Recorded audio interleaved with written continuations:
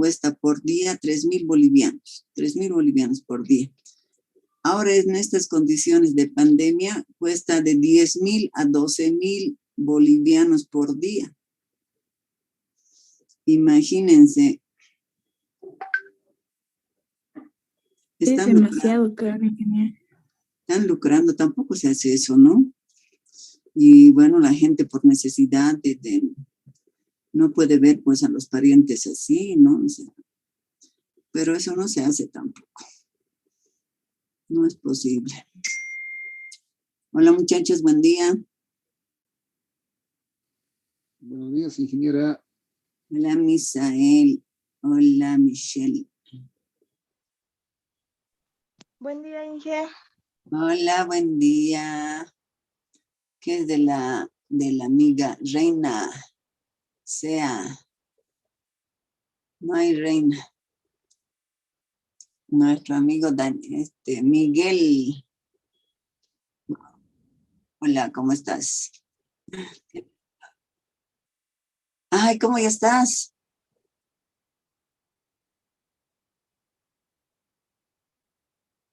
Ay, qué grave. Y seguro que no puedes pisar. Ay, qué bacana.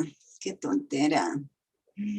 Es bien feíto eso, uno no puede ni caminar. A mí se me cayó también algo pesado a mi pie. Yo decía, ahora ya será mi dedo que se ha fracturado. No quería ir al seguro. Me he estado poniendo diclofenaco nomás. Pero no podía pisar siquiera. Pero ahora ya estoy mejor, ya piso, algún rato me duele también.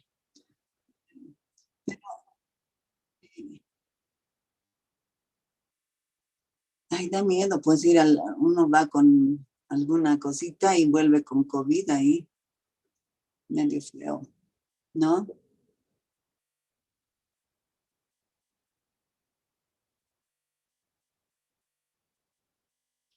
Sí, eso estábamos hablando de la tercera ola. A un médico, un investigador, le habían preguntado, ¿y cuándo entraremos a la normalidad? Y él había dicho nunca. O sea, nunca vamos a llegar a lo que éramos antes, porque este virus va a mutar, va a ir mutando. Y según las investigaciones dice que no hay que vacunar en pandemia, porque el virus va cada vez es más fuerte. A ver, esperemos que no sea tan complejo como dicen, ¿no? A ver, pues, te cuidas, Miguel. Sí, hay que cuidarse, no hay otra. Había habido elecciones del centro, ¿no? ¿Has participado, Miguel? ¿Y cómo te fue? Ah, súper, qué bien. Qué bien, eres activo. Hay que seguir adelante con la carrera de ingeniería de alimentos y con las 4 carreras, ¿no?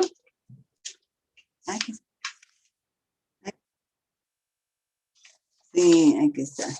Pero tampoco hay que descuidarse de los estudios. Sí. Hoy día es 22, ¿no? 22 de... Ay, 24, claro, 24 de mayo. Ya. Diana está. Diana Huarachi Careaga no está. Misael estás. Michelle estás.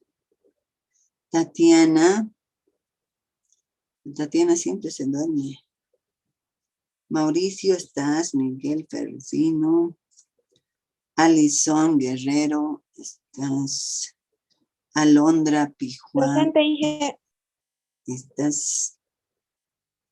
Mauricio Quispe. Estás. Presente, ingeniera. Maribel Sea. ¿Cómo está Maribel? Catherine Vilela. Ahí estás. Bueno, muchachos, entonces continuaremos. con lo que estábamos viendo. ¿Qué es esto?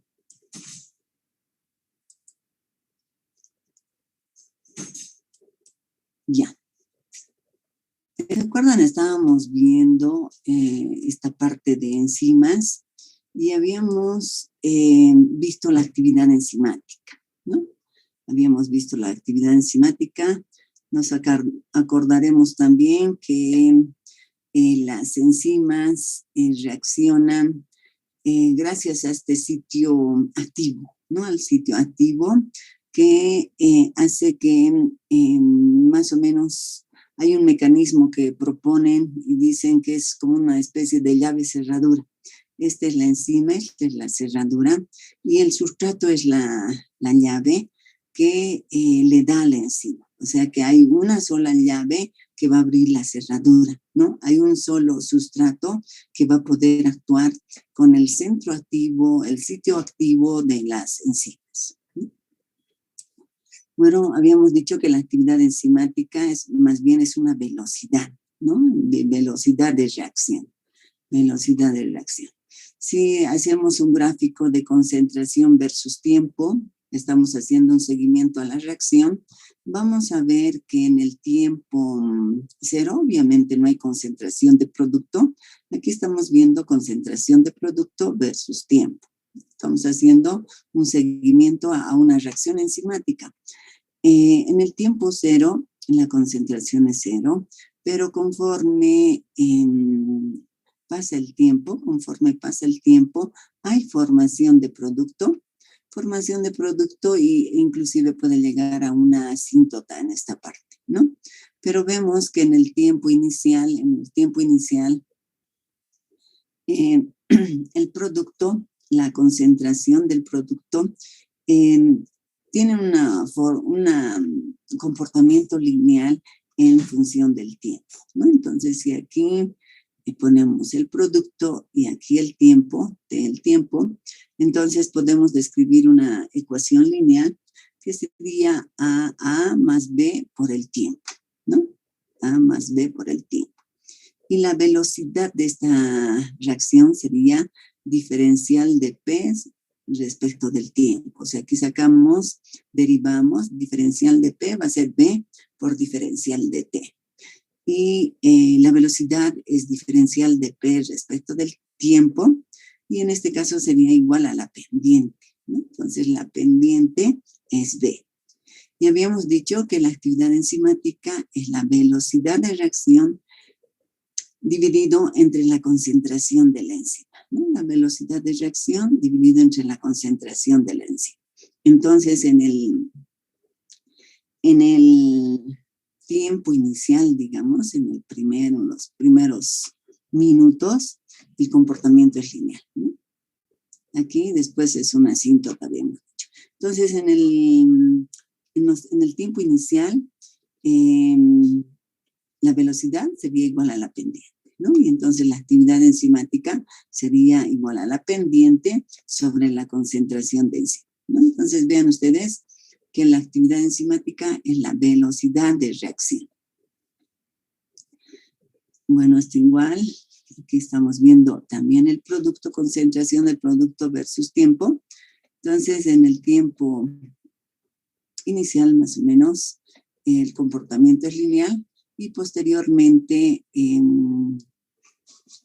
tiene ese comportamiento, ¿no? Ese comportamiento.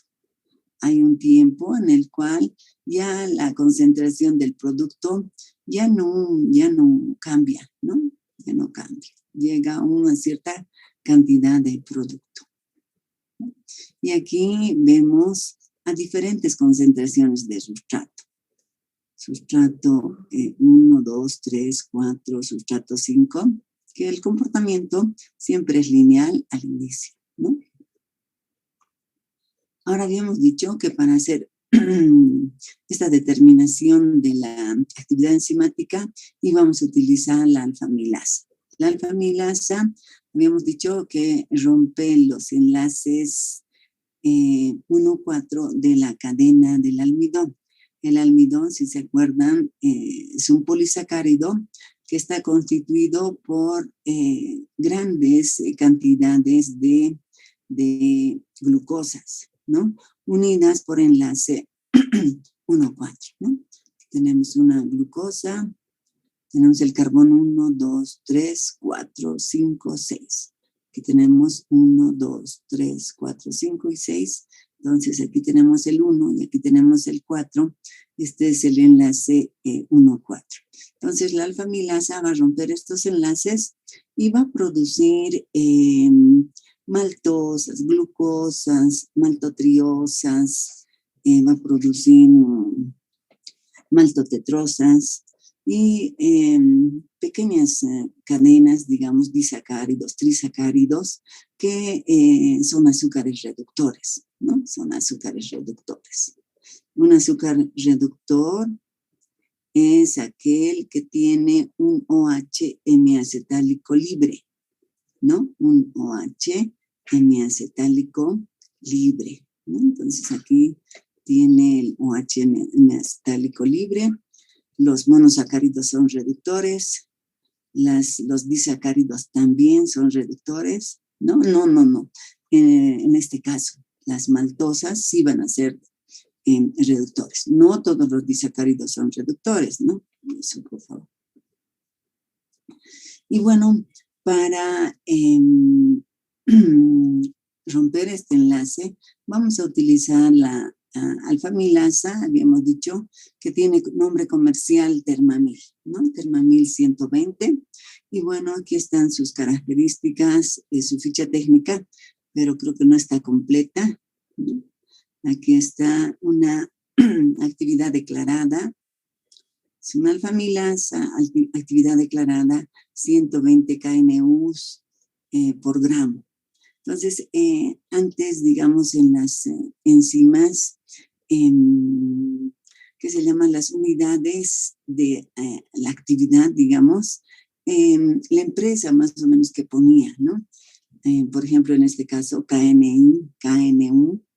En el caso de las amiloglucosidasas, AMG.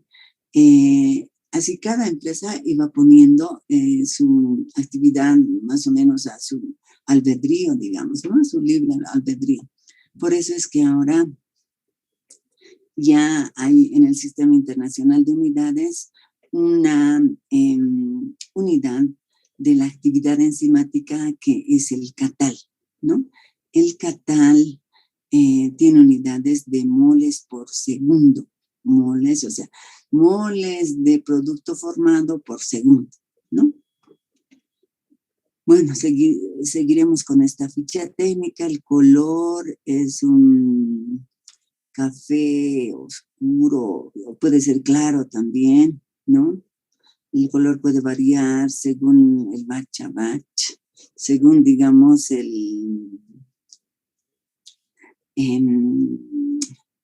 que se llama cada batch que se haya, de donde se haya obtenido la enzima, ¿no? Generalmente se obtiene de microorganismos, aquí está, del Bacillus licheniformes, ¿no? Y en un batch se ha obtenido un cierto color, en otro batch se ha obtenido otro cierto color. Aquí no solamente es la enzima, sino también este color puede estar dado por el medio de cultivo, ¿no? Ya en la forma líquida, densidad aproximada, viscosidad en centipoises, estabilizado, o sea, estabilizantes, metionina, cloruro de sodio, sucrosa, etcétera, ¿no? Aquí está también el pH. Y lo que aquí no está es la temperatura, ¿no? La temperatura a la que tiene que actuar la Termamil. Pero haciendo ensayos, ¿qué se llama? Está en otra ficha técnica, seguramente que no la he copiado, donde dice que en este caso esta Termamil tiene su temperatura óptima de 70 grados. Bueno, ¿cómo era el procedimiento para la determinación? O sea, lo que vamos a determinar es la velocidad, ¿no? Entonces vamos a preparar una solución de almidón soluble de una concentración de 10 gramos por litro en tampón fosfato pH 6,5 adicionando cofactor. Aquí el tampón fosfato, generalmente digamos para determinar la actividad de la alfamilasa o la cinética de las enzimas se coloca en tampones, ¿no? Tampones, ¿para qué? Para que evitar, digamos, que varíe el pH, ¿no? Porque cada enzima, habíamos dicho que tiene un pH óptimo y una temperatura óptima. Entonces le ponemos en tampón y adicionando cofactor. En la ficha técnica también indica el cofactor. En algunos casos requiere cofactor, en otros casos no requiere. Entonces hay que ver la ficha técnica. Y aquí el cofactor para la alfamilasa es el calcio, ¿no? Calcio. Entonces se le adiciona una sal de calcio. En este caso requiere calcio, como cloruro de calcio podría ser, en una concentración de 40 ppm. O sea, es concentración baja. Entonces aquí en resumen preparamos la solución, colocamos la solución en tubos de ensayo, 10 mililitros en cada uno. Vean ustedes que tiene, o sea, de esta concentración, 10 mililitros en cada tubito de ensayo. Mantenemos los tubos en baño termostatizado con agitación a temperatura constante. Se vamos a mantener en este shaker, ¿no? A una temperatura de 70 grados. Y después le vamos a adicionar 0,2 mililitros de solución diluida de enzima, ¿no? Entonces esta enzima todavía hemos diluido en fosfato, en tampón fosfato, y solamente le vamos a adicionar 2 mililitros. Entonces empezamos a controlar el tiempo, porque tenemos que controlar el tiempo de formación de producto. Controlamos el tiempo y retiramos un tubo de ensayo después del tiempo determinado. Pues en el tiempo cero, retiramos un tubito. En colocar cada tubo en baño de hielo. Esto estamos colocando en baño de hielo para parar la reacción.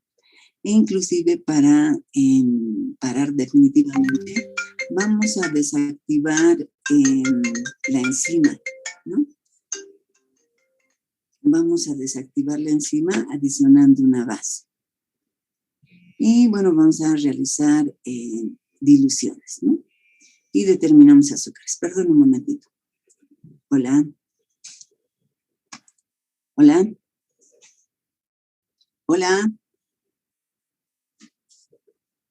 Hola.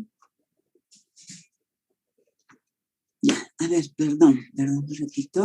Entonces hemos puesto el tubo, le hemos adicionado la enzima y vamos a retirar los tubos cada cierto tiempo, ¿no? Inicialmente retiramos el tubito, desactivamos la enzima en baño de hielo y adicionando una base, ¿no? Y de esto queremos determinar azúcares reductores, ¿no? Azúcares reductores. Entonces, para determinar azúcares reductores, realizamos diluciones y determinamos azúcares reductores por el método del DNS. ¿Se acuerdan que habíamos visto el método del dinitrosalicílico?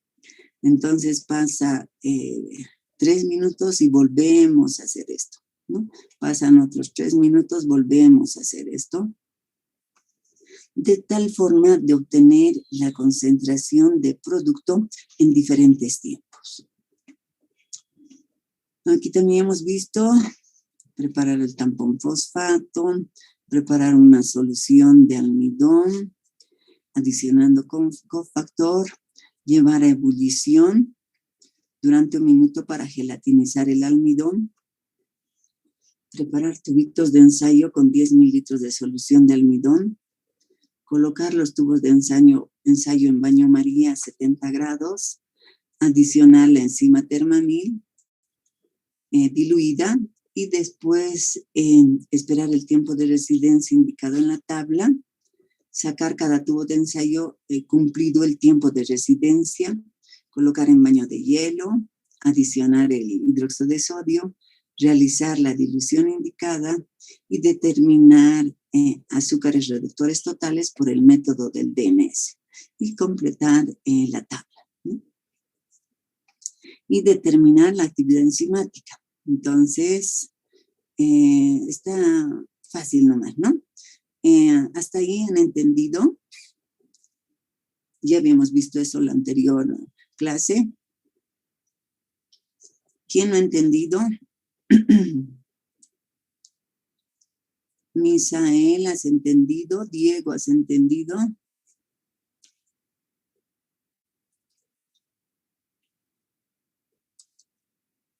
¿Cómo es Misael?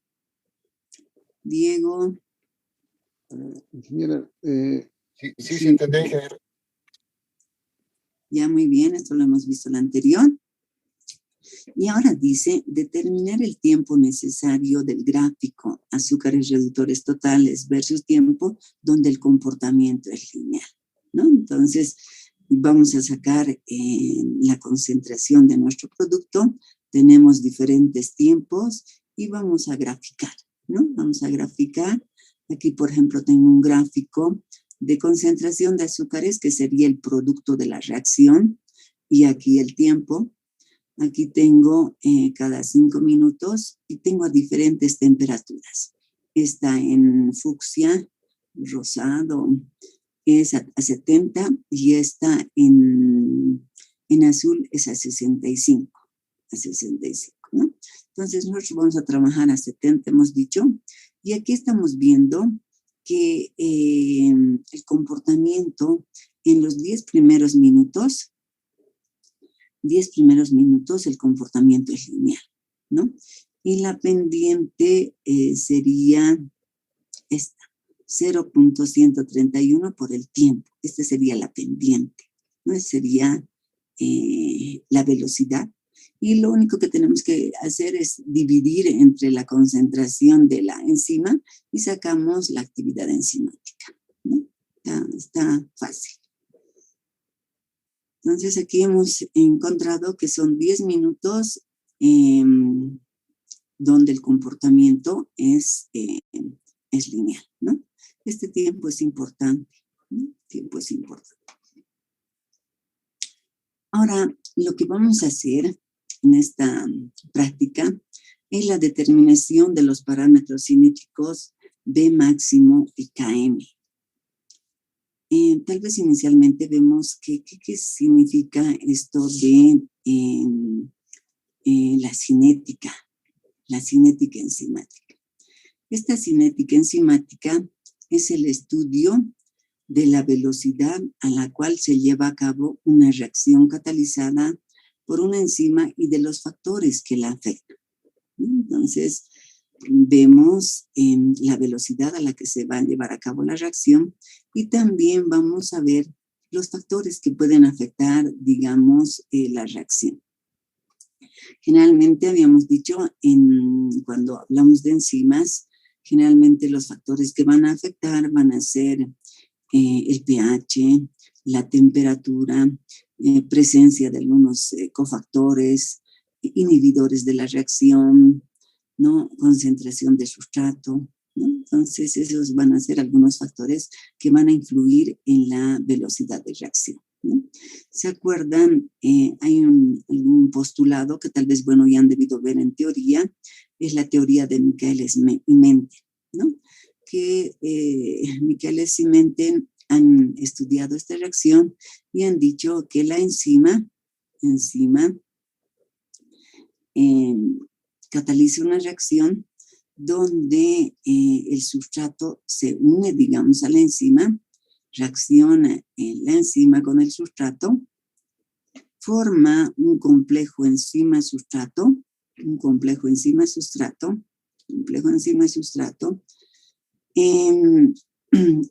la vida media de este complejo enzima-sustrato es bien reducida y luego este complejo da la enzima, o sea, se regenera la enzima, no es que se regenera, siempre ha estado ahí la enzima y se obtienen los productos de la reacción. Entonces, este es, digamos, el postulado que han hecho estos investigadores Michaelis y Mente, ¿no? Ahora, bueno, para ver un poquito esto de los factores que afectan a la reacción, vamos a ver un ejemplito con una enzima que es la rhamnosilglucosidasa. ¿Qué hace la rhamnosilglucosidasa? Va a romper este enlace, ¿no? Este enlace. Este compuesto es la esperidina. Esta es la rutinosa y bueno, esta es la esperetina, ¿no?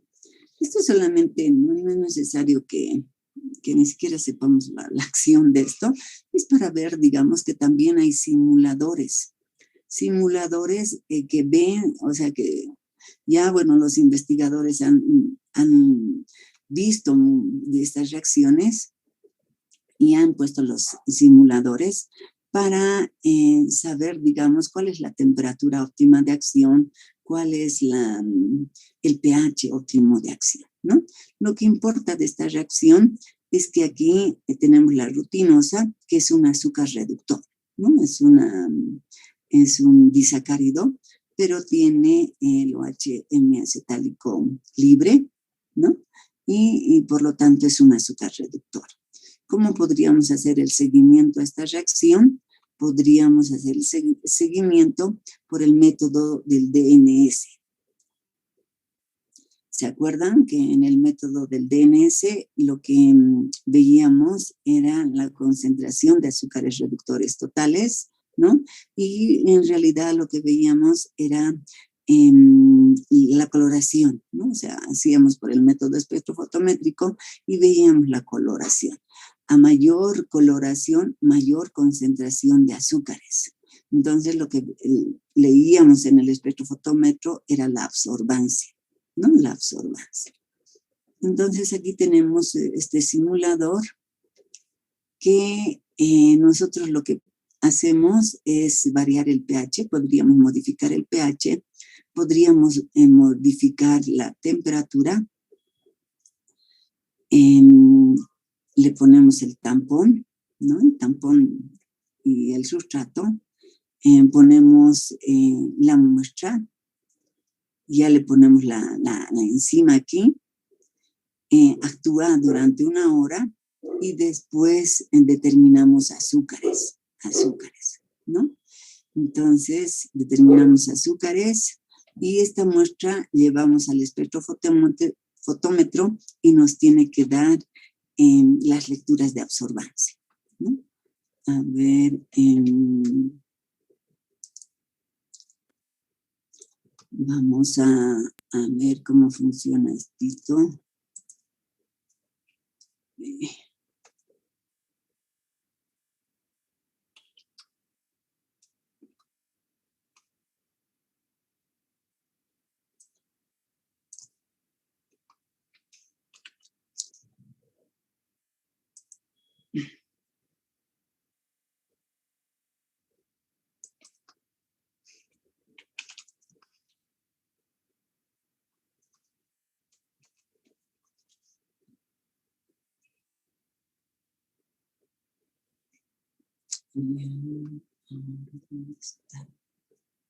Hemos entrado a la página y vamos a compartir.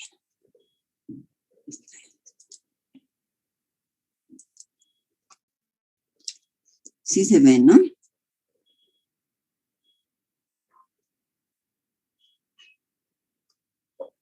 Muy bien.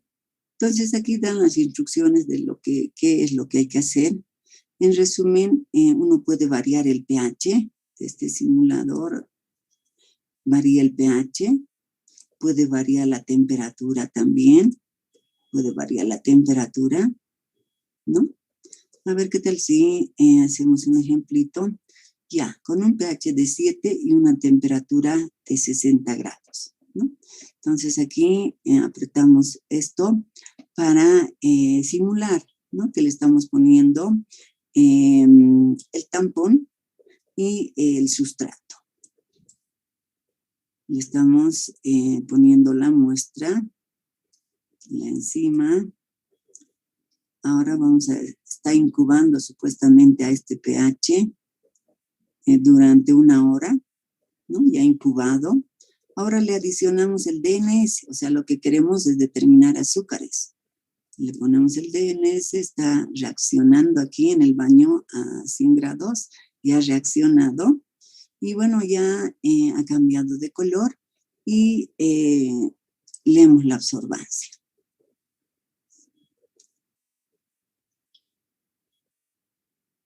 ¿No? Aquí tenemos la absorbancia. Aquí podemos poner los valores. pH 7, temperatura 60, la absorbancia 540 es 0.567. Listo, ¿no? Ahora, como quiero saber cuál es la temperatura óptima, a ver qué tal si voy variando. Mantengo el pH constante y voy a variar la temperatura, ¿no? Aquí le pondré 70. Entonces estoy en pH 7. Y mantengo, bueno, subo la temperatura a 70. Y lo que tengo que hacer es leer la absorbancia, ¿no? Entonces,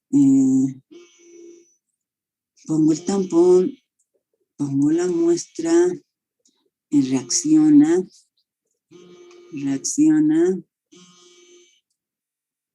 añado el DNS, reacciona el DNS con la muestra, ya ha reaccionado y tomo la medida.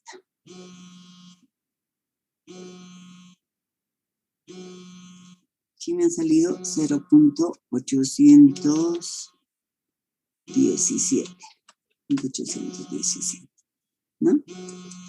Listo, vean ustedes que aquí parece que las condiciones son mejores aquí, ¿no? Porque la absorbancia es mayor. Voy a seguir probando. Hola. Hola.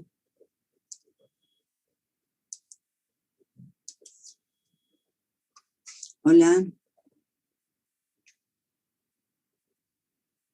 Hola.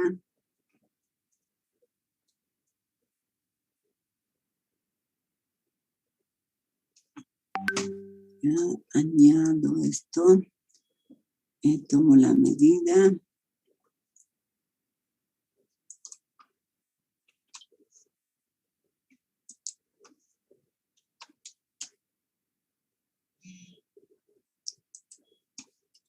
.639, ¿no?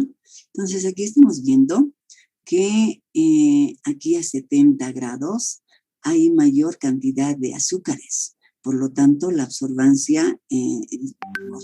Entonces, al parecer que a 70 grados es la temperatura óptima, ¿no?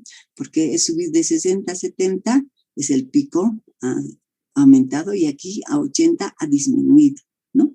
Pero ¿qué tal si pruebo con el pH? Le voy a poner un pH de 6. Voy a mantener a 70 porque era lo óptimo. Añado el tampón, añado la muestra, reacciona.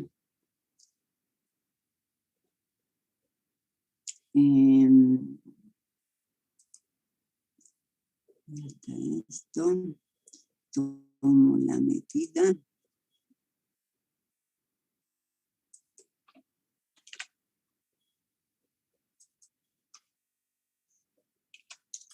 Entonces a 6, el pH 6, la temperatura 70 y la absorbancia 0.459, ¿no? Y así podría seguir.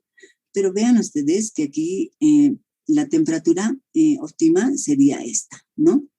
A esta misma temperatura he dicho, a ver cómo varía, cómo pasa, qué pasa si le varío el pH. Al variar el pH, la absorbancia es menor, y por lo tanto significa que la concentración de producto es menor. Entonces, de aquí yo puedo decir, bueno, la temperatura óptima es 70, el pH óptimo es 7, ¿no? Porque aquí obtengo mayor producto, o sea que da mayor coloración del DNS y por lo tanto mayor absorbancia, ¿no?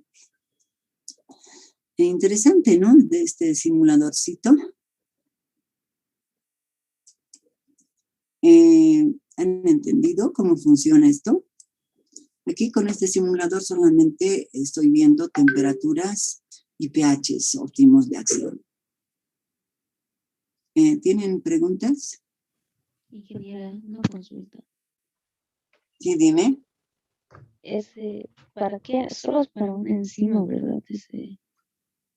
Ese programa, ¿para qué tipo de enzima es, por favor? Es para la rhamnosil, que se llama, habíamos visto aquí.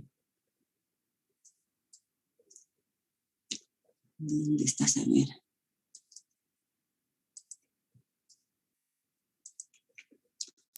Rhamnosil-glucosidasa. La rhamnosil-glucosidasa. Este es para esta enzima. Entonces, bueno, no sé si hay otros simuladores para la alfa-amilasa, digamos, ¿no? Y para cada una de las enzimas, si es que han investigado y si es que han puesto así como simuladores, debería haber, ¿no? Si es que no hay esto, nosotros tendríamos que hacer en el laboratorio. Pero generalmente, digamos, les he dicho que en las fichas técnicas ya hay estos datos, ¿no? Si no hubiera, Alejandra, tendríamos que hacer pruebas también, ¿no? Pruebas a qué temperatura, ¿qué se llama? A qué temperatura, cuál es la temperatura óptima de acción, cuál es el pH óptimo, ¿no? Eso tendríamos que hacer en el laboratorio. ¿Sí se ve ahora esto? ¿No? Entonces solamente es para la rhamnosil-glucosidasa. Habría que buscar si hay otros simuladores, digamos, para la alfa-amilasa, para otras enzimas también. ¿Ya? Bueno, aquí hemos encontrado la temperatura y pH óptimo para esta rhamnosil. En el laboratorio yo, bueno, he trabajado en mi proyecto con la alfa-amilasa y he encontrado que la temperatura era de 70 y el pH era de 6,5, ¿no? 6,5. Bien, ya están las condiciones de temperatura y pH. Ahora habíamos dicho que en esta parte de la práctica yo quiero encontrar los parámetros cinéticos de la ecuación de Michaelis-Menten, ¿no? A ver, ¿qué es esto? Aquí estos autores, Michaelis y Menten, Leonor Michaelis y Maud Menten, han estudiado cómo varía, digamos, la velocidad de reacción versus la concentración de sustrato. O sea, cuánto de sustrato le pongo y cuál sería la velocidad. Ya han encontrado esta ecuación donde B es la velocidad, B máximo es la velocidad máxima, S es la concentración de sustrato y el Km es la constante de Michaelis, ¿no? Han encontrado que la velocidad varía de esta forma, haciendo variar el sustrato, ¿no? Entonces dice fórmula donde muestra la relación entre la velocidad y la concentración del sustrato. ¿Sí? Entonces aquí estamos variando la concentración del sustrato y lo que queremos encontrar son los parámetros cinéticos. ¿Cuál es la B máxima? ¿Cuál es la velocidad máxima de acción? ¿Y cuál es el Km, ¿no? La constante de Michaelis. Queremos encontrar el B máximo para ver cuál será la concentración de sustrato que yo pongo, digamos, en una reacción de tal forma que tenga la velocidad máxima, ¿no?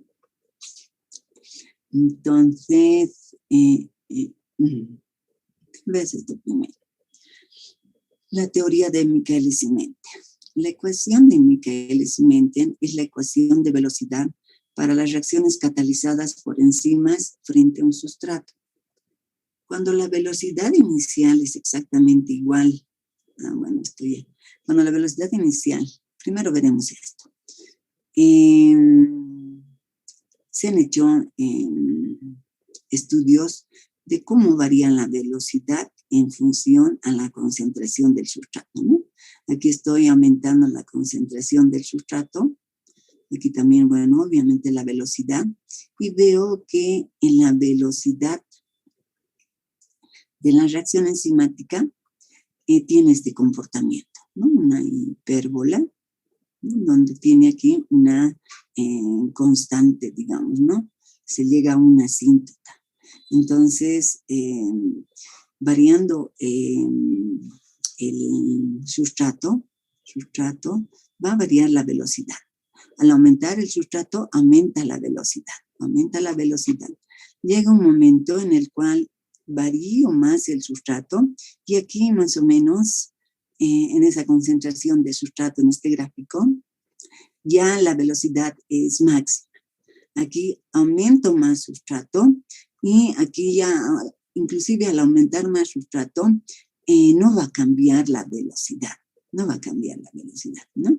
Entonces aquí he llegado a una velocidad máxima y dice, cuando la velocidad inicial es exactamente igual a la mitad de la velocidad máxima, o sea, podría encontrar, digamos, en el laboratorio esta velocidad máxima, ¿no?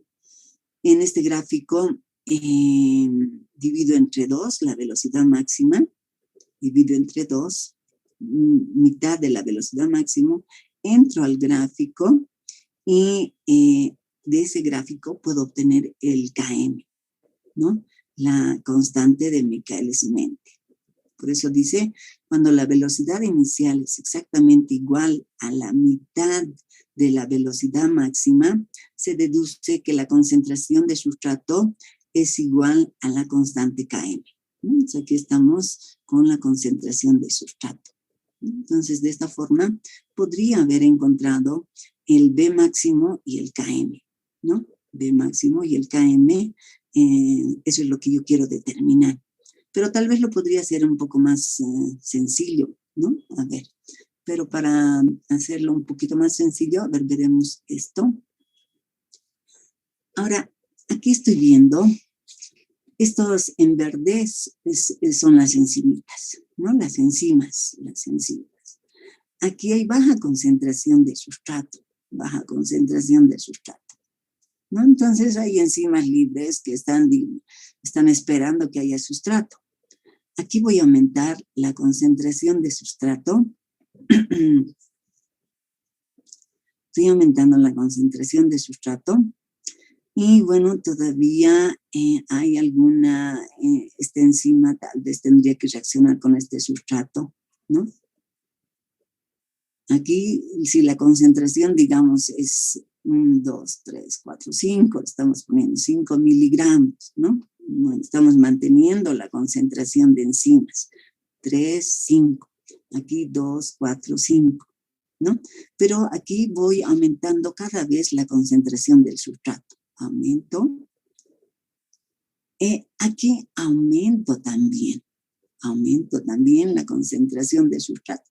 Pero vean ustedes que ya en las enzimas ya no abastecen, digamos, para poder reaccionar con el sustrato, ¿no? Entonces ya no abastecen y aunque aumentemos más sustrato, aquí la velocidad se va a mantener, digamos, a una velocidad máxima.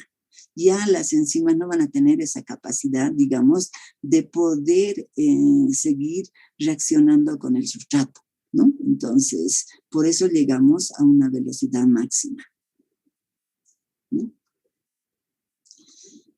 La velocidad de reacción de una enzima con baja concentración de sustrato será diferente ante altas concentraciones, ¿no? Sí. Aquí, fácil de que actúe el sustrato. Aquí ya difícil porque ya las enzimas no abastecen, ¿no? A ver si podríamos hacer una semejanza con panes y hornos. Aquí estos son los hornos, ¿no? Y aquí solo tengo un pan. O sea, fácil, ¿no? Que, bueno, puedan meter en un, ¿qué se llama? Este sustrato puedo meter en un horno y listo, ya está el pan, ¿no? Aquí aumento más masa, Y aquí tengo los hornos y bueno, también puede abastecer nomás. Pero aquí tengo más masa y tengo solo 5 hornos. Ya no, pues ya, o sea, la cantidad de hornos no van a abastecer, digamos, para hacer tantos panes, ¿no? Ya llegamos a la máxima capacidad, digamos, de los hornos, ¿no? Así más o menos podríamos explicar esto de la cinética enzimática. Entonces, la velocidad de reacción de una enzima depende de la concentración del sustrato. Depende de la concentración. A concentraciones bajas del sustrato, la velocidad de reacción aumenta, se aumenta el sustrato. En el gráfico de velocidad de reacción versus el sustrato, a concentraciones bajas de sustrato, la velocidad de reacción aumenta. Cuando aumente el sustrato. Pero a concentraciones altas del sustrato, la velocidad de reacción ya es constante, ¿no? Llega a una parte que ya es constante, ¿no? Ya no va a aumentar la velocidad de reacción. Entonces, es importante conocer, digamos, cuál será la velocidad máxima para ver cuál es la concentración de sustrato que yo debería utilizar, ¿no? Porque ya hemos dicho que a mayor concentración de sustrato, la velocidad ya no va a aumentar, ¿no? Entonces, por eso es importante conocer el valor de B máximo, ¿no? Al conocer el valor de B máximo, en el gráfico divido esto entre 2 y obtengo aquí el valor de Km, ¿no? No sé si esta parte han llevado ya en la teoría, porque en teoría tendrían que haber deducido esta ecuación. ¿Ya han llevado esto, Alejandra? Sí, ingeniera, ya me he llevado. Bueno, ya han llevado, entonces ya han podido deducir esta ecuación, ¿no? Muy bien. Ahora, aquí nuevamente la ecuación, curva, sustrato, velocidad. Tenemos el valor máximo de la reacción. Aquí va aumentando la velocidad. Si el sustrato y la enzima tienen alta afinidad, se saturará más rápido y llegará a su velocidad máxima, por lo que su Km será menor. Eso ahorita lo vamos a ver mejor. Ahora, el Km puede ser más grande o más pequeño, ¿no? Si el Km es menor, entonces aquí la pendiente va a ser mayor, ¿no? Entonces, a menor valor de la Km, mayor afinidad entre la enzima y el sustrato. A menor valor de Km, mayor afinidad entre la enzima y el sustrato. O sea, aquí la pendiente va a ser mayor, ¿no? Y a mayor valor de la Km, este gráfico se va a volver así, ¿no? O sea, menor pendiente, ¿no? A mayor valor de Km, menor afinidad entre la enzima y el sustrato, ¿no? Entonces, ese es el valor de Km, también es importante de conocer porque nos indica la afinidad que tiene la enzima y el sustrato. Nos conviene que el valor de Km sea menor. Así decimos, con este valor de Km, la velocidad, digamos, de reacción va a ser mayor, ¿no? Vamos a tener producto a concentraciones que se llama bajas de sustrato, ¿no? Km es una medida útil sobre la rapidez con que aumenta la velocidad de reacción respecto a la concentración del sustrato. La Km también es una medida de la afinidad de una enzima por su sustrato, ¿no? O sea, la tendencia a unirse a él. ¿No? Entonces, esa es, digamos, la importancia que tiene el valor de Km, ¿no? Esa es la importancia que tiene el valor de Km. ¿Qué pasó? Ah, ya. Entonces aquí vamos a ver un poquito este videito. A ver.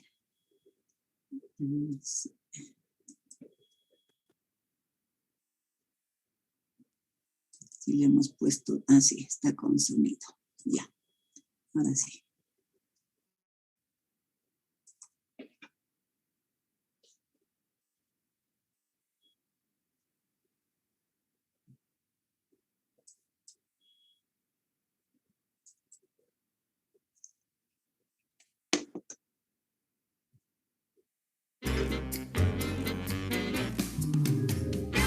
Enzimas constantes de Michaelis y Menten. Si todavía no has visto el video anterior, voy a dejarte una tarjetita arriba para que vayas a verlo. Estuvimos hablando de la cinética enzimática. Hoy vamos a hablar de la constante de Michaelis y Menten, o mejor conocida como Km. No es kilómetro, por favor, es Km. Es una constante de Michaelis y Menten. Es la constante que nos explica cuál es la afinidad de la enzima por su sustrato. O lo que es igual es la concentración del sustrato, a la cual la velocidad de la reacción es la mitad de la velocidad máxima para que la enzima se sature en un 50%. Si la Km está disminuida o está baja, eso quiere decir que la enzima tiene una alta afinidad por el sustrato, mientras que si la Km está alta, tiene una baja afinidad por el sustrato. Eso es súper importante para conocer el sentido que va a tener la reacción enzimática, ya que mientras más baja sea la Km, eso significa que va a tener más afinidad por el sustrato, por ende va a ser muchísimo más estable y eso va a tener una tendencia a la síntesis, a la creación. Por eso hemos visto que hay enzimas que se encargan de crear y otras que se encargan de romper. Hay enzimas como las hidrolasas y la liasa que se encargan de romper, pero hay otras enzimas que se encargan de crear cosas, como por ejemplo una transferasa, como por ejemplo una isomerasa. Crean elementos, tienen productos de síntesis. Eso quiere decir que tienen unas Km más bajas y por ende tienen más afinidad por el sustrato y son más estables, mientras que aquellas que tienen una Km alta tienen baja afinidad por el sustrato, son inestables y forman rupturas. Como dije anteriormente, las hidrolasas y las liasas rompen enlaces y tienen unas Km más altas. Entonces la Km define el sentido en el que va a tener la enzima, si va a romper o si va a sintetizar. Eso es esencial. ¿Por qué? Porque el metabolismo se clasifica en dos partes, en anabolismo y catabolismo.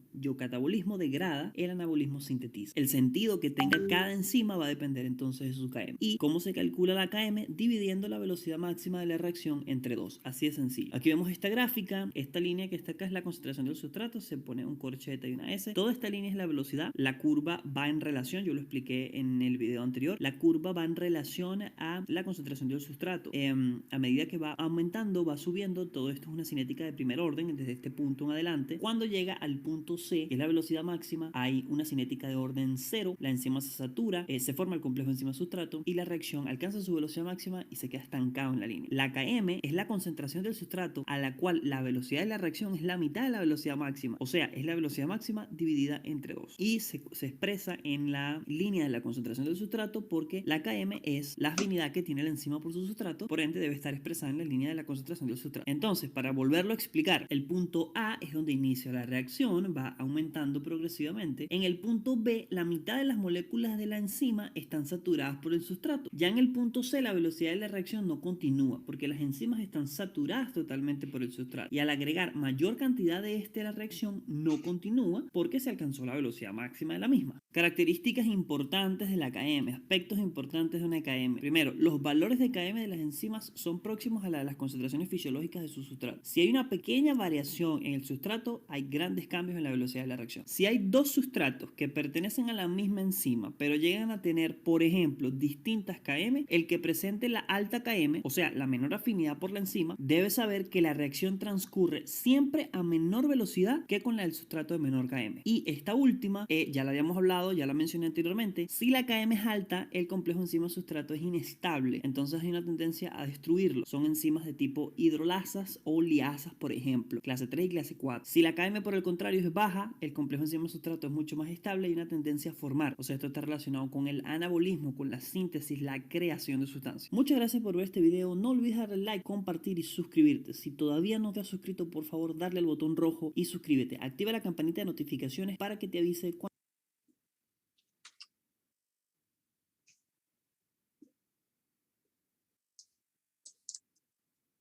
Bueno, aquí también hemos podido ver la importancia del Km y nos decían también que dependiendo del Km podríamos estar en en esto del metabolismo, en la construcción o en la destrucción, digamos, de algunos productos, ¿no?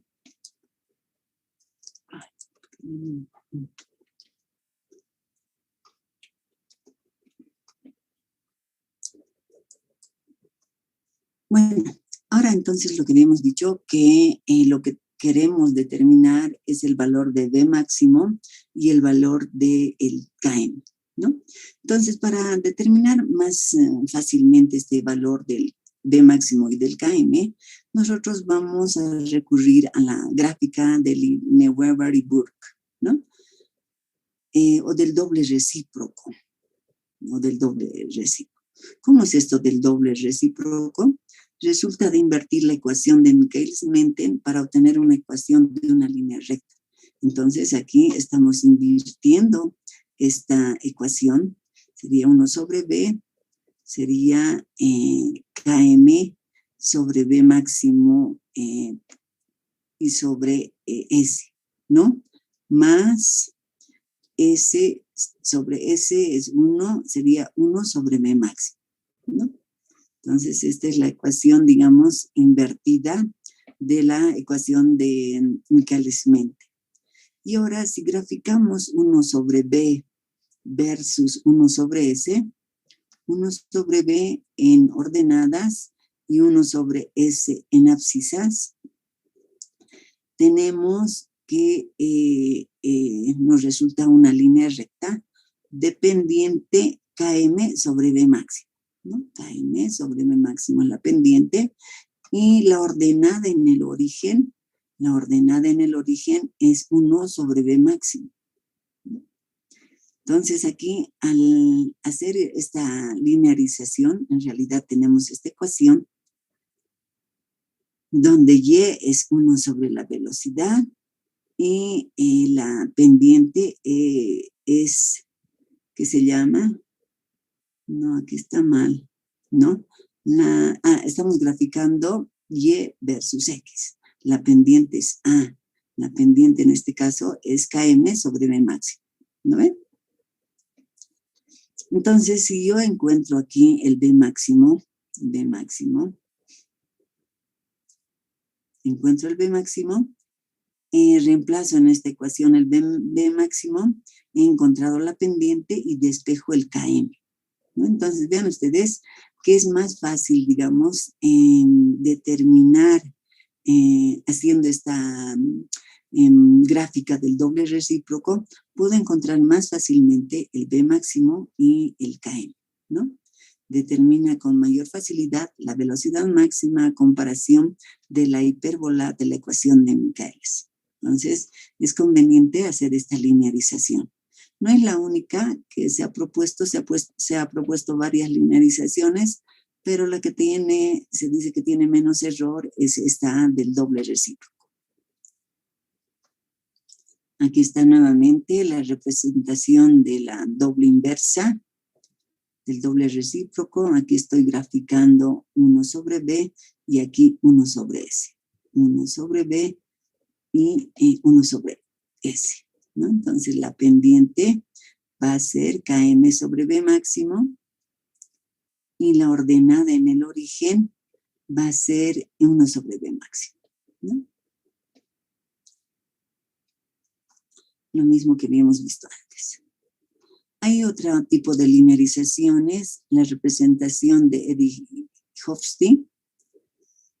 También hacen un rearreglo de la ecuación y encuentran que B es igual a B máximo menos KM que multiplica a B sobre S, B sobre S, ¿no? Entonces, en este gráfico, aquí sería B máximo y la pendiente sería KM, ¿no?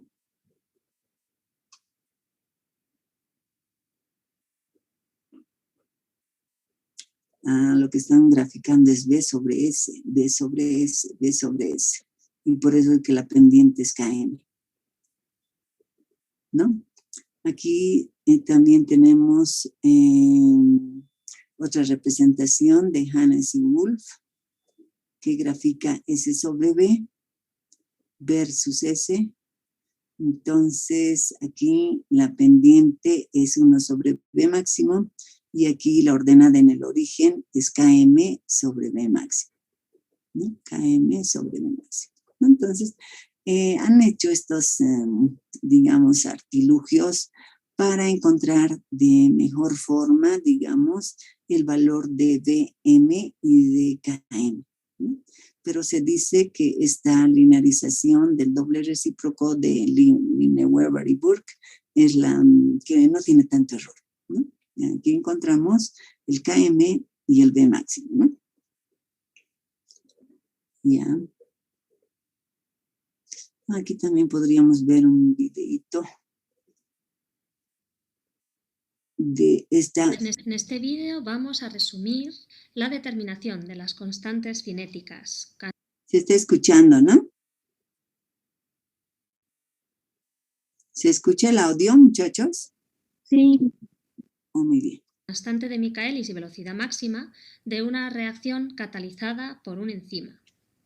En este tipo de reacciones, lo que podemos observar normalmente es la cantidad de sustrato que tenemos inicialmente en una serie de tubos de reacción, y a esto es a lo que llamaremos concentración de sustrato inicial. Esta reacción se iniciará por la adición de una cantidad catalítica del enzima y se dejará reaccionar durante un tiempo corto en condiciones de velocidad inicial que por facilidad de cálculo dejaremos en 1 minuto. Tras ese minuto se determinará la cantidad de producto que se ha generado en cada uno de los tubos de reacción para determinar la velocidad inicial de esa reacción, que tendrá unidades de concentración por unidad de tiempo. En estos casos, que es el problema más estándar, podremos determinar la cantidad de velocidad que adquiere esta reacción en cada uno de los tubos simplemente graficando la concentración de sustrato inicialmente pipeteada en los tubos de reacción en el eje de las X. Y aquí, por tanto, pondremos 1 milimolar, 10 milimolar, 100 milimolar o 1000 milimolar.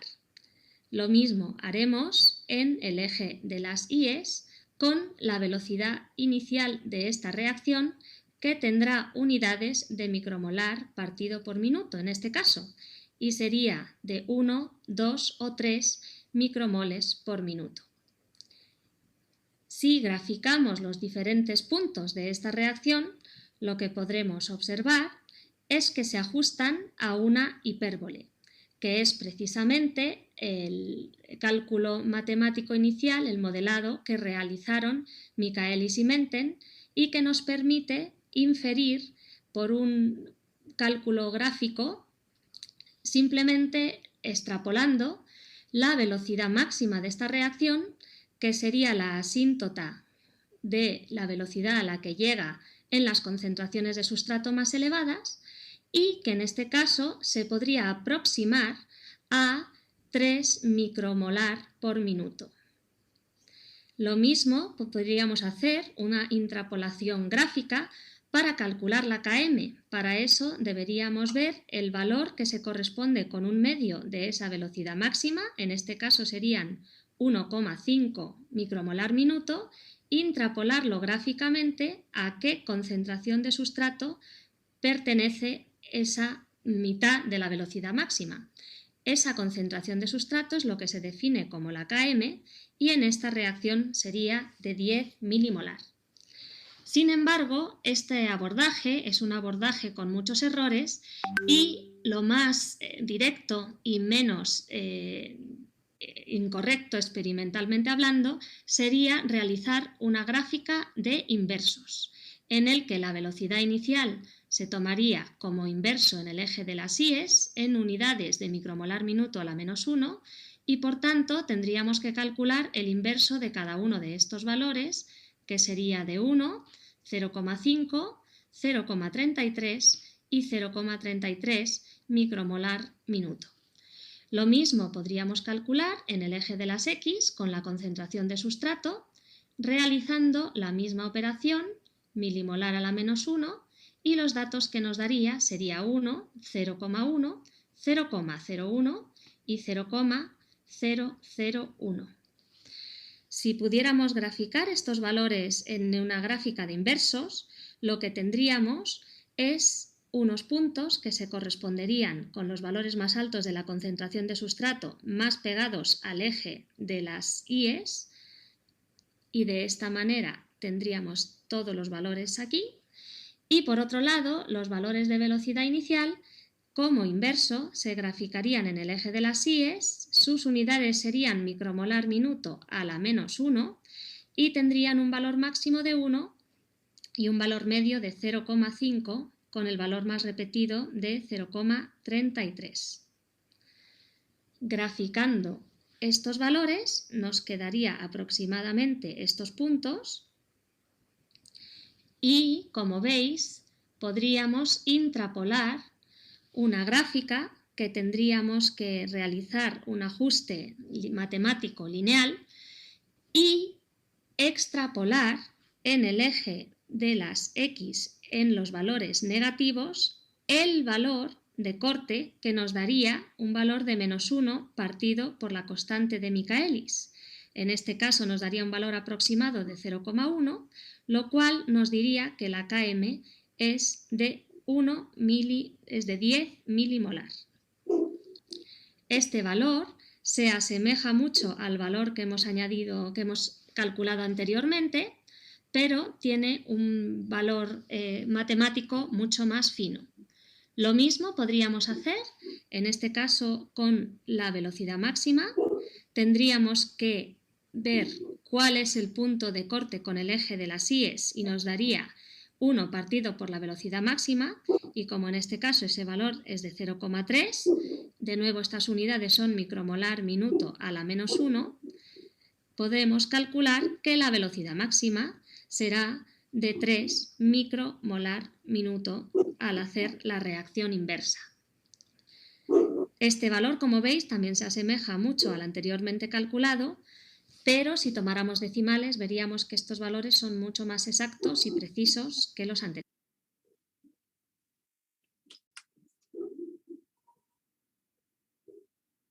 Bueno, con este videito creo que ha sido un poco más simple la determinación de los parámetros cinéticos, ¿no? Nosotros lo que vamos a hacer en el laboratorio es, nuevamente vamos a utilizar nuestro almidón soluble, vamos a utilizar la alfa-amilasa también, ¿no? Y en este caso vamos a ir variando la concentración de sustratos, ¿no? O sea, con un sustrato de más baja concentración a sustratos de concentraciones mayores. Pero, ¿qué es lo que vamos a hacer? Vamos a preparar el tampón fosfato, ¿no? A pH 6,5. Adicionamos el cofactor, habíamos dicho que es el calcio, como cloruro de calcio. Le vamos a adicionar al tampón.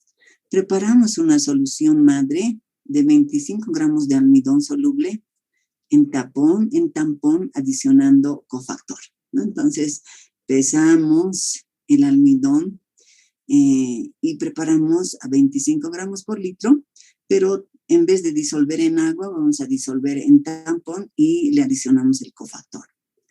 Disolver el almidón, llevar a ebullición, o sea, para gelatinizar durante 1 minuto y dejar enfriar y aforar, ¿no? O sea, ahí vamos a tener un almidón gelatinizado de esta concentración.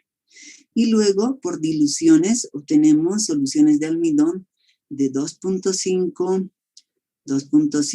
5, 7, 5, 10, 15 y 20 gramos por litro de almidón, ¿no? Tenemos una serie de tubos a diferentes concentraciones del almidón. Se trabajará con la enzima Termamil, igual que nos dan en el CTBL, y vamos a diluir esta enzima 1:50. Se debe preparar tubos de ensayo con 8 mililitros de cada una de las soluciones de tampón. Preparamos. Y los colocamos en los tubos de ensayo en baño María a 70 grados, ¿no? Entonces vean porque cada uno de estos tubos está a diferente concentración de sustrato. Los mantenemos a 70. ¿Por qué a 70? Porque es la temperatura óptima de acción, en este caso de la terma 1120.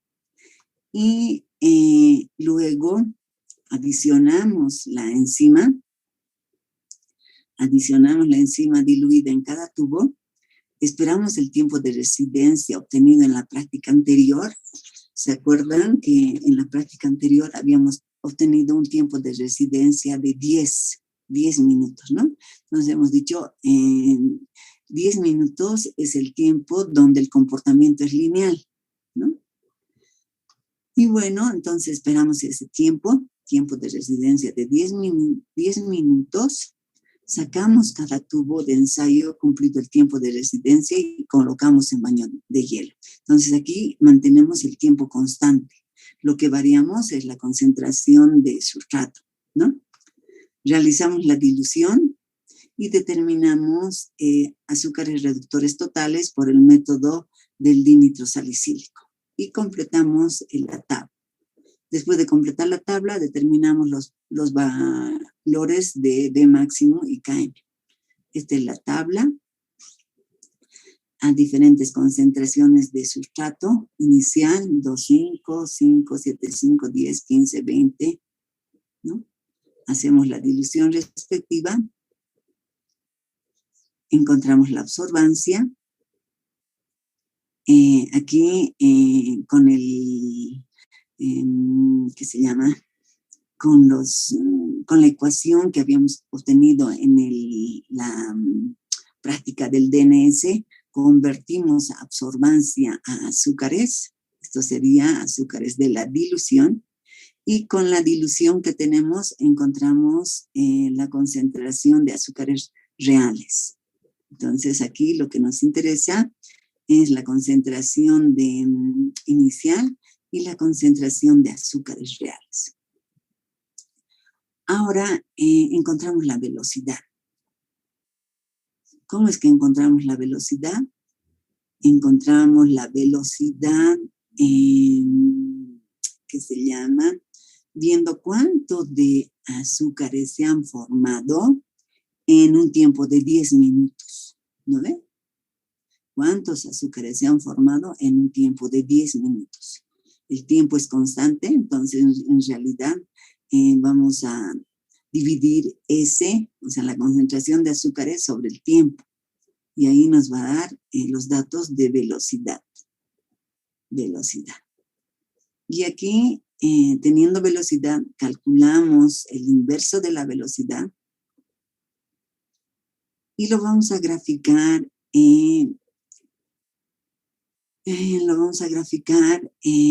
obteniendo el 1S estrella. El S estrella es la concentración inicial menos la concentración real, ¿no? Ese es el S estrella. Y graficamos esto, 1 sobre B versus 1 sobre S. 1 sobre B, aquí está, 1 sobre B versus 1 sobre S, ¿no? Aquí está la velocidad versus la concentración inicial. No solamente para graficar, hemos encontrado la concentración inicial. Y aquí graficamos 1 sobre B versus 1 sobre S, ¿no? Y obtenemos estos puntos.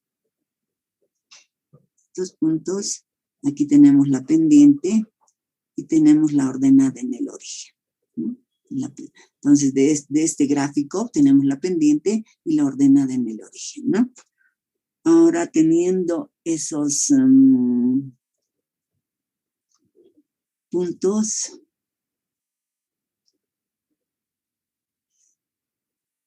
teniendo la pendiente y la ordenada en el origen, al tener la ordenada en el origen, y hemos calculado B máximo.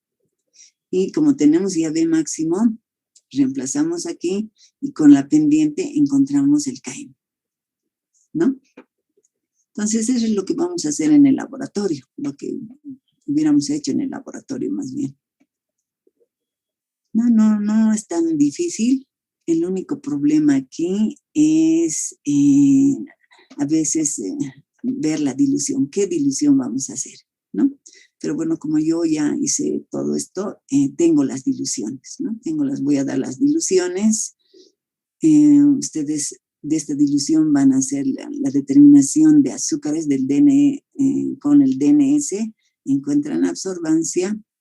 Con la absorbancia y con la ecuación del DNS encuentran azúcares y de la dilución, y multiplicados por el inverso de la dilución encontramos la concentración real de azúcares, ¿no? Entonces encontramos B. ¿Cómo encontramos B? Sería concentración de azúcares B dividido entre 10, ¿no? 10 minutos. Ahí encontramos B, encontramos 1 sobre B y encontramos 1 sobre S. Lo mismo es esto de cómo tenemos que hacer.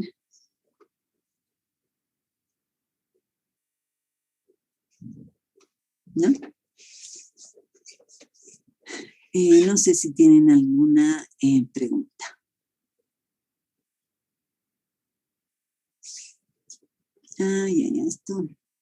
Esto bueno, es de la actividad del alfa-amilasa salival, ¿no? Han determinado los parámetros, la actividad del alfa-amilasa salival. Nosotros no estamos utilizando la alfa-amilasa salival, estamos utilizando el termamil, ¿no? Tal vez Alejandra Vilela, te convendría ver un poquito este video, ¿no? Pero bueno, nosotros ya habíamos visto cómo determinamos la actividad y cómo determinamos los parámetros cinéticos con la termamil. No sé si tienen alguna pregunta. ¿Sí se entiende? A ver, ¿quién no ha entendido? Ivonne Ferreira.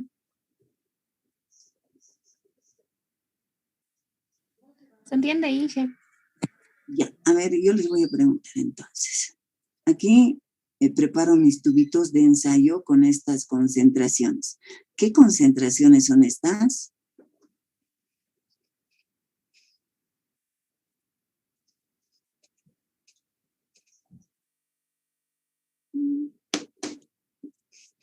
No.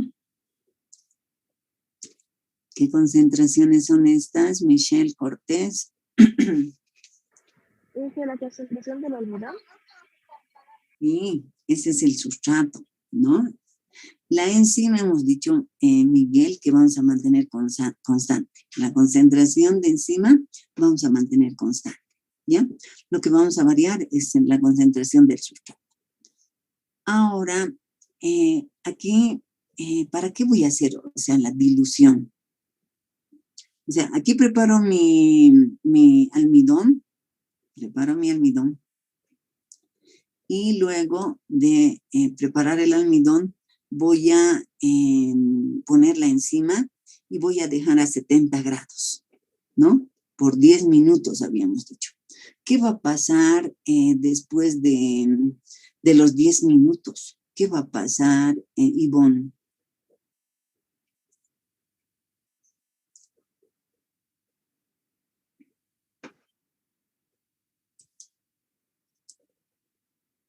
Ivonne, Tatiana.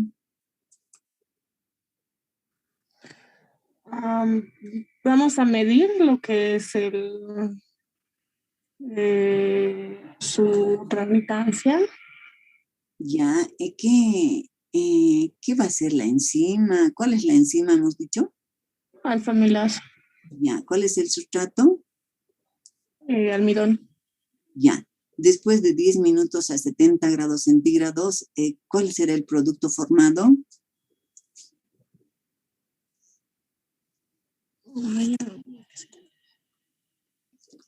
¿Cuál será el producto?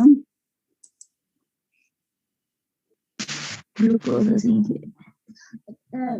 Y van a ser azúcares reductores, ¿no? Tal vez, bueno, maltosas, algunas maltotriosas, en realidad van a ser azúcares reductores, ¿no? Entonces se van a formar azúcares reductores y yo lo que quiero al final es cuantificar los azúcares reductores que se han formado. Para la cuantificación de azúcares reductores voy a hacer una dilución. ¿Por qué voy a hacer esta dilución, Reina?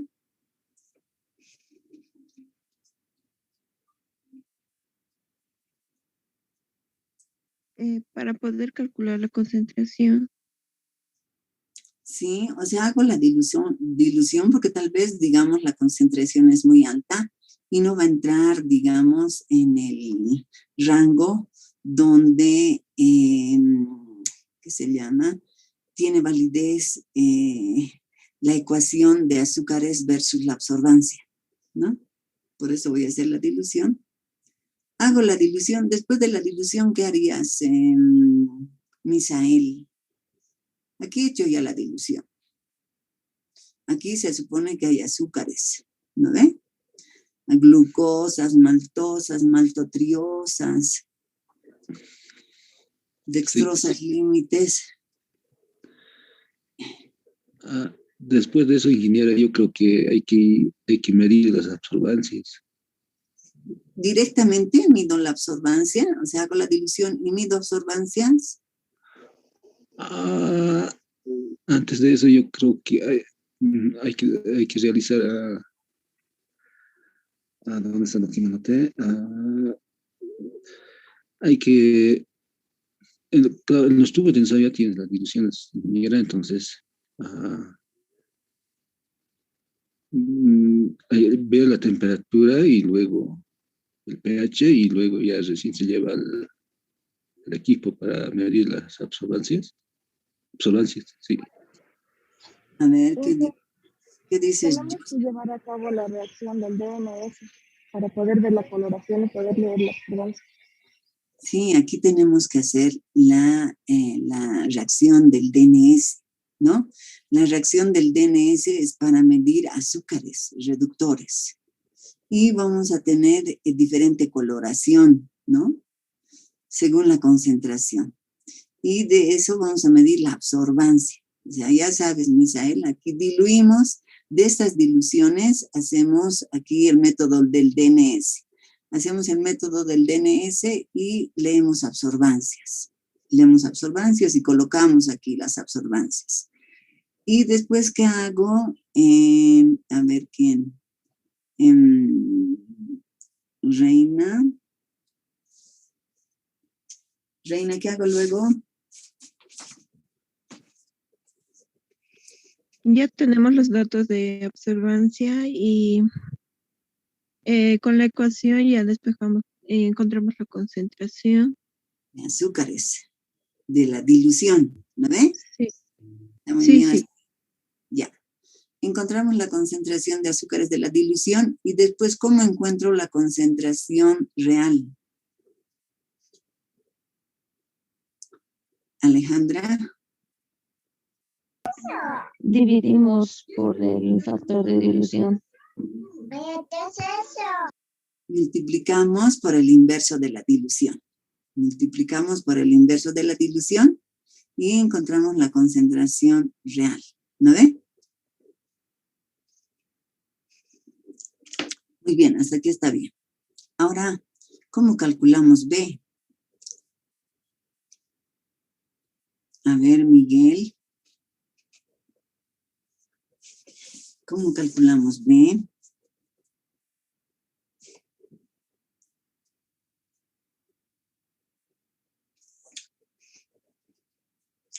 O Diego, ¿dónde estás, Diego?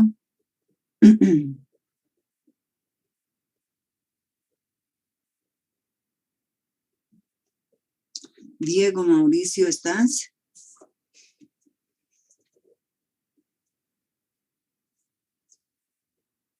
No estás. Mauricio Ferrufino, ¿cómo encuentro B?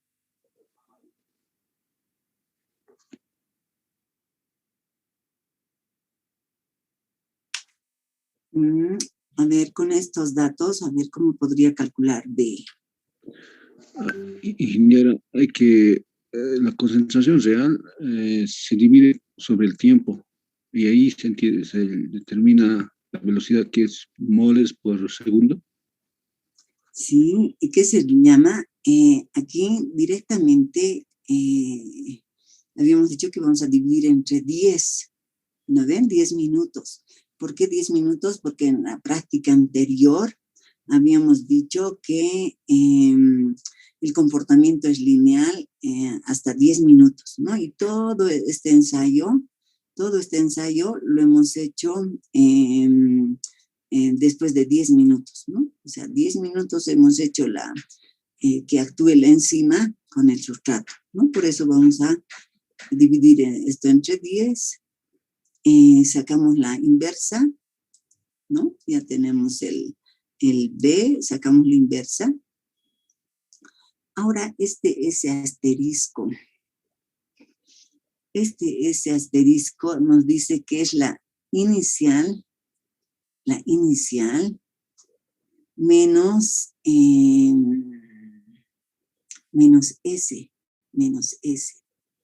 Tenemos el S inicial y tenemos el S y calculamos el S asterisco, ¿no?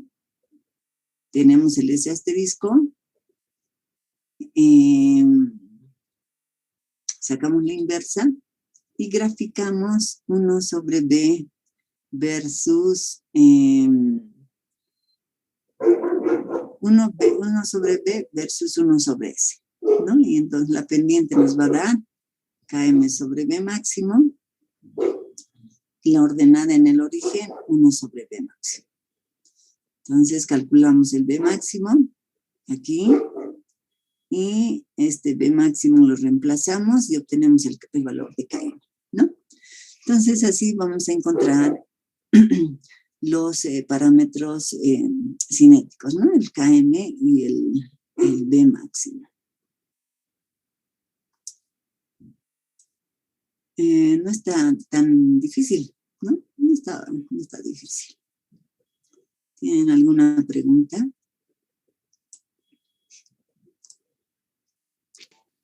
Ingeniera, ¿me podría reiterar, por favor, sobre cómo hallar la concentración de la dilución?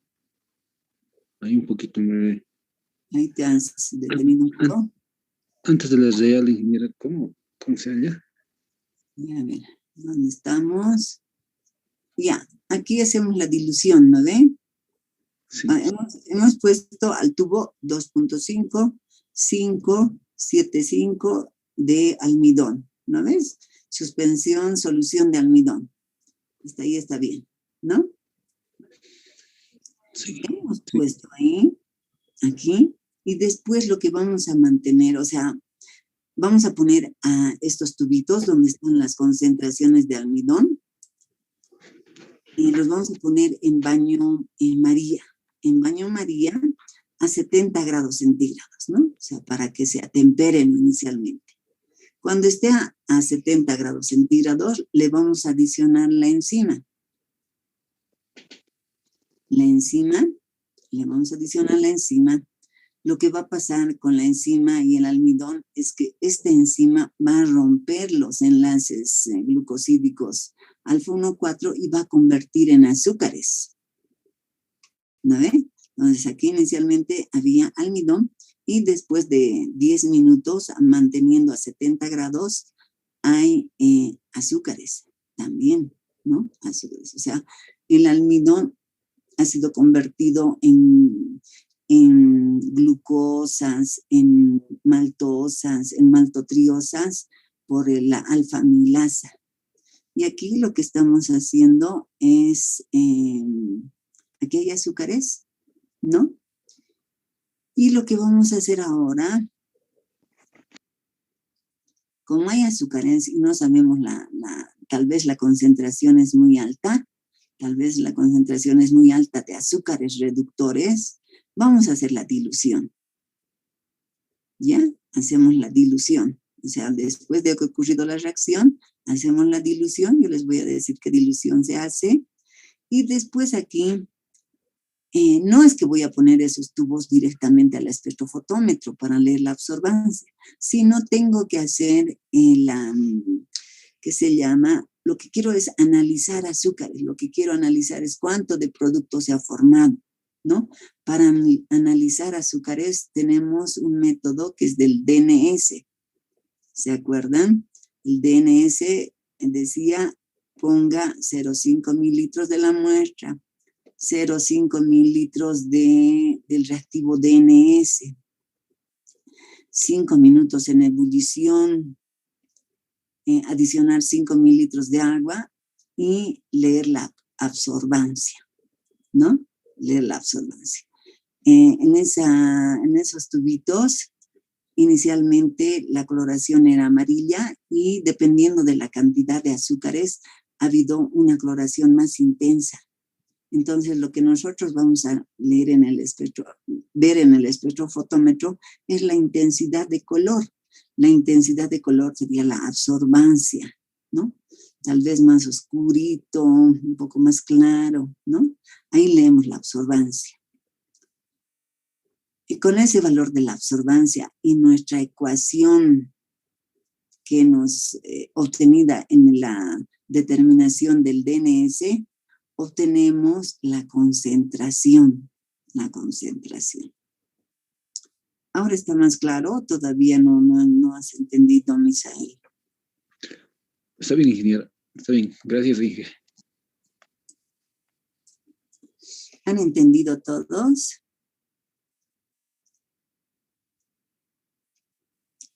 Sí. Dime. Sí, hemos entendido, Inge, pero no he entendido. Ya. Aquí la alfa-amilasa también la encontramos en la saliva, ¿no? Ya, si nos ponemos un poquito de almidón en la boca, si la mantenemos un momento, ya vamos a poder sentir algo dulce, porque está actuando, el almidón inicialmente no tiene sabor, ¿no? O sea, no es ni dulce ni salado. Pero si nos ponemos un poquito de almidón ahí en la boca, vamos a poder sentir algo dulce, porque ya están actuando la enzima alfa-amilasa salival, ¿no? Hay alfa-amilasa pancreática también, habíamos dicho, ¿no? Entonces ahí está actuando la alfa-amilasa. Por eso para hacer la chicha, por ejemplo, antes lo que hacían era hacer cocer el maíz, lo trituraban un poco y había señoras, varones, ¿no? Que se ponían eso a la boca y después lo volvían a escupir al mosto. Y uno diría, wow, qué asco, digamos, ¿no? ¿Y por qué hacían eso? Porque estaban, digamos, colocando la alfa-amilasa al mosto. O sea, se necesita concentraciones pequeñas de alfa-amilasa para que esta alfa-amilasa, para que esta alfa-amilasa convierta los almidones en azúcares. Y después estos azúcares, con las levaduras, se convierten en alcohol, ¿no? En eso de la elaboración de la chicha. Listo, muchachos, entonces, si no tienen más preguntas, con esto terminaríamos, digamos, la parte de cinética enzimática.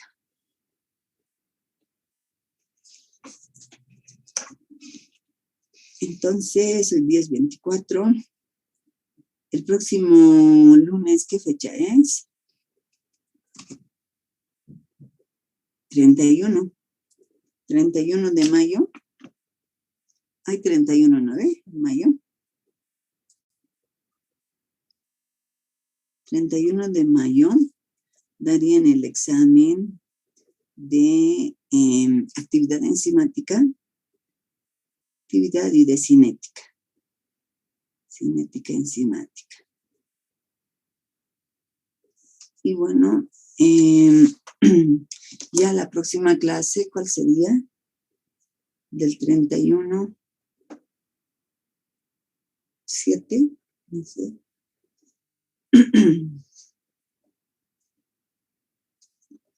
A ver, vean sus calendarios.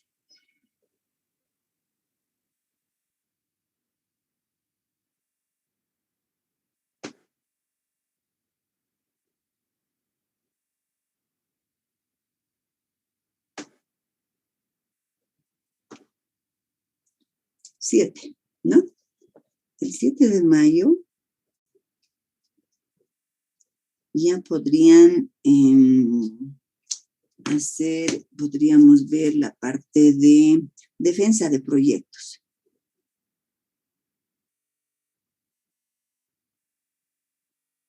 Defensa de proyectos, ¿qué opinan? El 7 y el 14. ¿No se ven hasta cuándo es el semestre?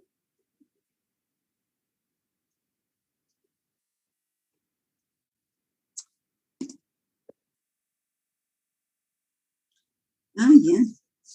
Entonces, podríamos tal vez terminar un poquito más antes para dejarles a ustedes con sus materias, ¿no? Entonces, el 7 de mayo podría haber defensa de proyectos y el 14 de mayo también. De junio sería, Inge.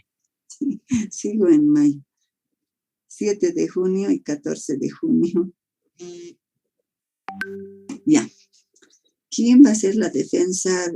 Haremos tal vez 2, para que no sea mucho,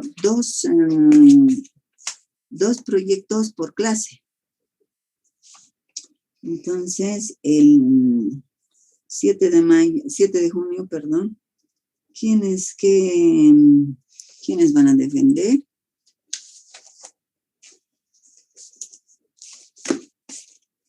¿7 de junio? ¿Y quién es el 14 de junio?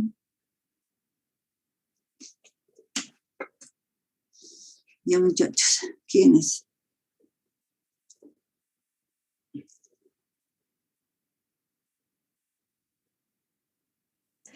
Inge, de mi grupo, que es el aislamiento de la bacteria Acidotiobacillus ferroxidans, lo ideal sería que defendamos el 14 de junio, porque más o menos hasta el 5 de junio vamos a seguir en el laboratorio. Ya, entonces serían Jocelyn y Michelle. Y Michelle, ¿no? Sí. Jocelyn y Michelle acerca de las bacterias acidófilas. ¿no? Michelle. Bacterias acidófilas. ¿Ya? ¿Quién más? Ingeniera, yo podría defender el día 7 de junio porque mi proyecto es netamente cualitativo. Por problemas de salud no puedo bajar al laboratorio. Ya, Alejandra, el 7 de junio. Sí, ingeniera.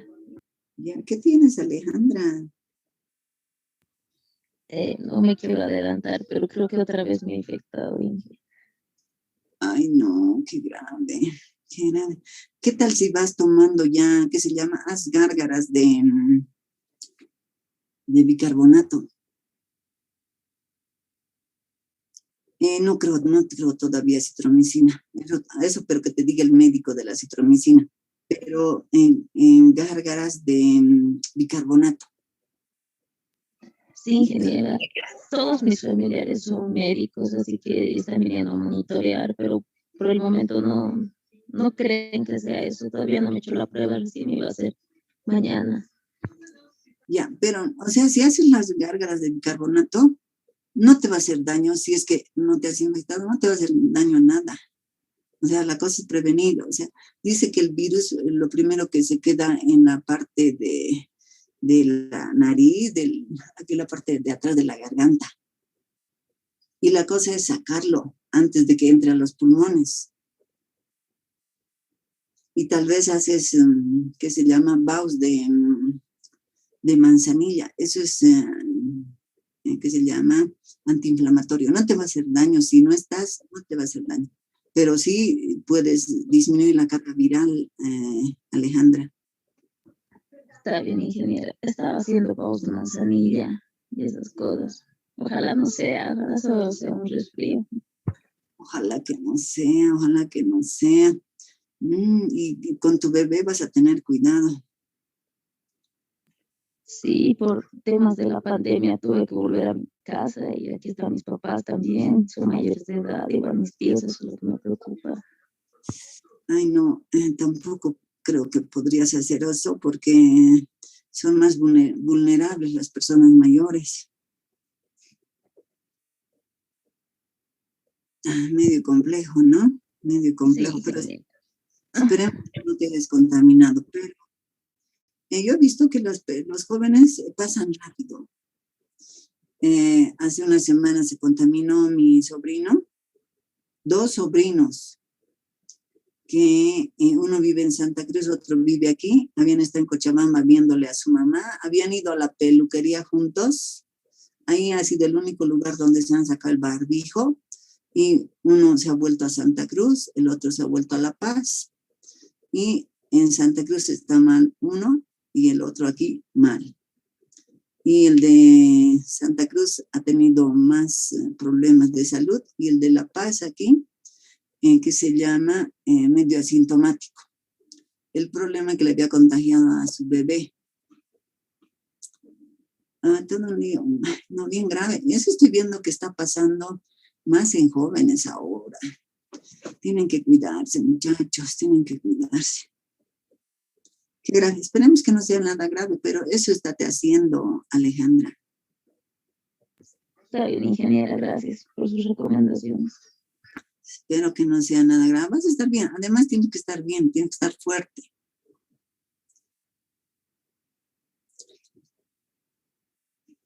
Ayuda a eso de estar ahí. Tienes que estar fuerte por tu bebé, ¿no? No solo por tu bebé, por ti, por todos. Sí, está bien difícil toda esta situación porque en la primera ola igual nos hemos contagiado toda mi familia. Mi mamá se ha puesto mal, casi se nos va, pero ahora ya está mejor. Ojalá ahora solo sea un resfrío, porque pues, ya no puedo salir. Y ojalá. Ponte ahora doble barbijo. Ponte doble barbijo. Desinfecta todo. Trata de desinfectar todo en tu casa. Haz servir tus utensilios. Hay que tener cuidado, ¿no? Hay que tener cuidado. Lo bueno es que, bueno, en este tiempo también ya los médicos saben cómo más o menos tratar, porque más antes, creo, era a la adivinanza, a ver, si haces esto, si haces el otro. Ahora creo que ya saben más, ¿no? Los médicos de cómo tratar. Pero esperemos que no sea grave. Ya, el 7 de junio, ¿quién más? Ya, Miguel, algo que no te he dicho el otro día es que tú quieres, a partir del tarwi, ¿no ve? Producir el kefir. Ahora el problema del tarwi tiene tal vez almidones, pero no tiene lactosa. ¿Y cómo vas a convertir eso en ¿qué se llama? Lactosa? ¿Y cómo tus microorganismos van a agarrar la lactosa que no hay para producir ácido láctico? Entonces, tal vez tendrías que hacer una adición de leche. Tal vez también tendrías que hacer una hidrólisis de los almidones del tarwi.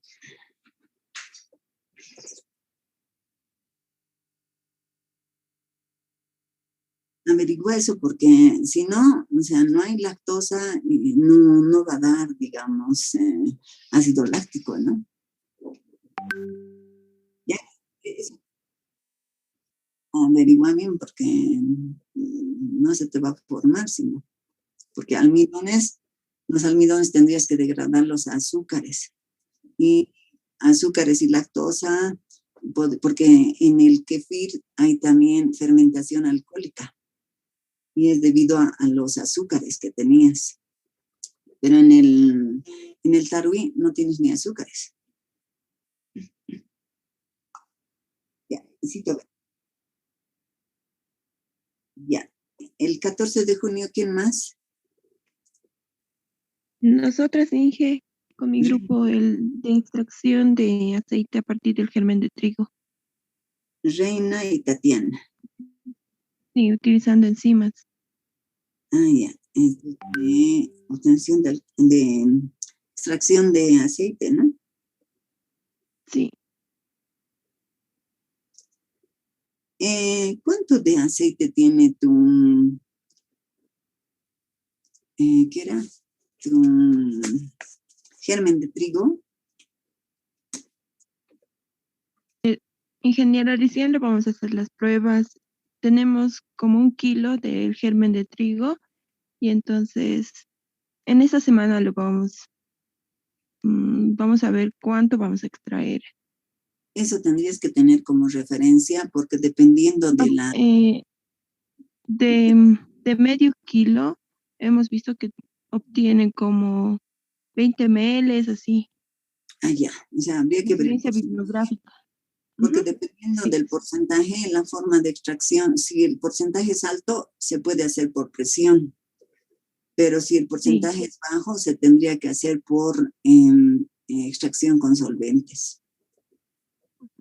Eso vean, ¿ya? Listo. ¿Y tú, Misael, cuándo? Ingeniera, ¿se podría el 14?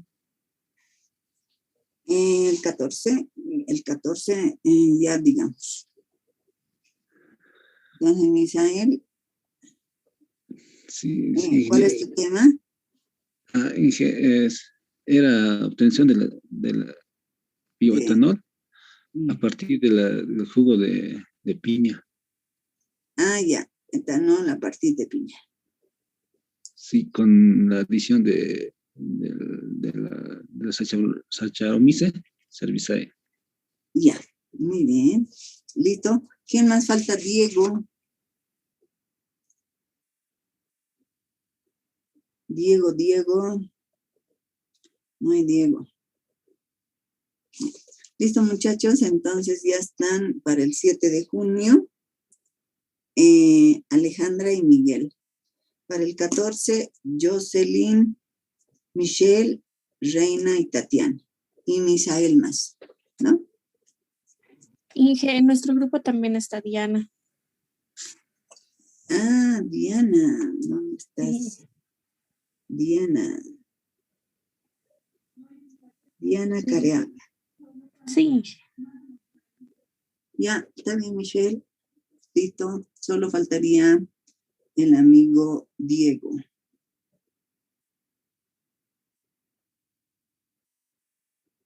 Solo faltaría Diego. Ya, listo, chicos. Entonces nos vemos el próximo lunes. Que estén bien, cuídense, que estén mejor, que no se agrave, Alejandra. Ojalá. Hasta luego. Chao, que estén bien, muchachos, cuídense. Chao, chao. Hasta luego, Inge. Hasta luego. Gracias, Inge, hasta luego. Chao, chicos, chao.